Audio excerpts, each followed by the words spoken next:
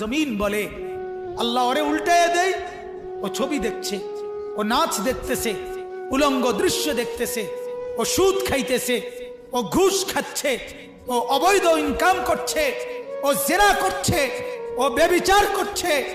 এই মেয়েটা নর্তকীর মতো হাঁটছে, আল্লাহ ওরে উল্টায় দেয়। আল্লাহ তাআলা ফেরেশতা বলে আল্লাহ ওরে মটকায়া দেয়। তো আল্লাহ তাআলা বলে জমিন তুমি বানাইছো? জমিন বলে না, আপনি বানাইছেন। আল্লাহ ফেরেশতাকে বলে ফেরেশতা তুমি বানাইছো? ফেরেশতা বলে না, আপনি বানাইছেন।